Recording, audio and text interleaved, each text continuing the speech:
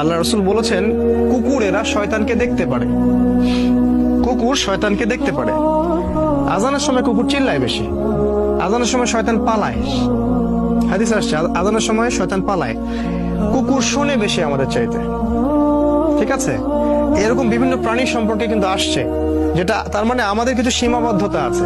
এই সীমাবদ্ধতার কারণে আমরা অদৃশ্যকে দেখি না। তো এই জন্যে এই যে অদৃশ্যের গায়েবের বিষয়গুলা সব ক্ষতির চাইতে স্পেশালি বলেছেন হিংসা, হিংসুক, স্পেশালি বলেছেন রাতের অনিষ্ট, রাতের গভীরতা, স্পেশালি বলেছেন জাদুকরিনী নারীরা, আর হৃদয়ের মধ্যে ওয়াসওয়াসা দেয় যে শয়তান খান্নাস। এগুলো আমরা দেখতে পারি না কোনোটাই। আর যেটা আমরা দেখতে পারি না সেই শত্রুর সাথে আমি কিভাবে লড়তে পারি, এটা আমার পক্ষে সম্ভব না। তাহলে কে আমার হয়ে লড়বে? যে দৃশ্য অদৃশ্য সব দেখতে পারে, যে দৃশ্য অদৃশ্য সব দেখতে পারে। এই জন্যই এই দুটো সূরাকে বলা হয় মুআউযিজাতাইন বা আশ্রয় প্রার্থনার দুইটা স্পেশাল সূরা। আর যেদিন থেকে এই সূরা নাজিল হয়েছে সেদিন থেকে রাসূল সাল্লাল্লাহু আলাইহি ওয়াসাল্লাম আগের সব দোয়াই ছেড়ে দিয়েছিলেন। আগে তিনি আশ্রয় চাওয়ার জন্য অনেকগুলো দোয়া পড়তেন, সব দোয়া ছেড়ে দিয়ে তিনি সূরা ফালাক আর নাসের প্রতি আমল করা শুরু করলেন। এবং এই সূরা দুটার মধ্যে সবকিছুই চলে আসছে। আপনারা চিন্তা করেন, আজকে হয়তো অনেক লম্বা হয়ে যাবে, এই জন্য আমি আর ডিটেলস ব্রিফে গেলাম না, শুধু কয়েকটা পয়েন্ট বলে আমি শেষ করছি। সেটা হলো যে রাতের বেলা ক্ষতি আছে। একটু ভালো করে শোনেন, আমি 5 থেকে 10 মিনিটের মধ্যে শেষ করে দেবো ইনশাআল্লাহ। রাতের বেলা কিছু ক্ষতি আছে। আপনাদের বাচ্চাদেরকে কখনো সন্ধ্যার পরে বাইরে যেতে দিবেন না।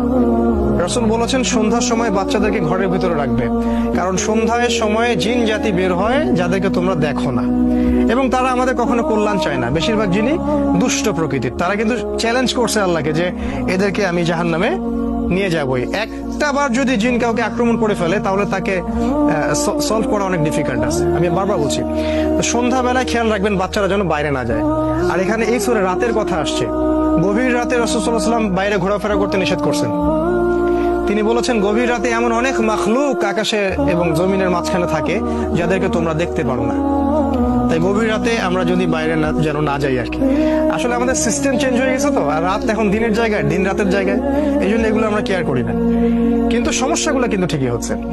তারপরে আরো ব্যাপার আছে, সেটা হলো যে আমাদের সন্তানদেরকে এবং পরিবার পরিজনদেরকে সবসময় ঝাড়ফুঁক করবেন।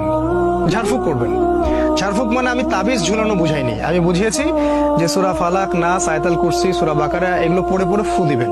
আর যারা পড়তে জানেন না তারা অডিও টেপ শুনতে পারেন, অডিও টেপ রেকর্ডিং বাসায় ছেড়ে দিবেন, ওখান থেকে দেখবেন শয়তান ইনশাআল্লাহ চলে যাবে। আপনি যদি কোরআন পড়তেও না জানেন, আমার কাইন্ডলি রিকোয়েস্ট হচ্ছে কোরআন শুনবেন। কোরআন এমন একটা কিতাব, শুনতে শুনতে ওই বইয়ের প্রতি আপনার ভালোবাসা তৈরি হয়ে যাবে। একসময় আপনি ইনশাআল্লাহ পড়তেও বসবেন। ইনশাআল্লাহ কোরআনের সাথে সম্পর্ক তৈরি করুন ইনশাআল্লাহ।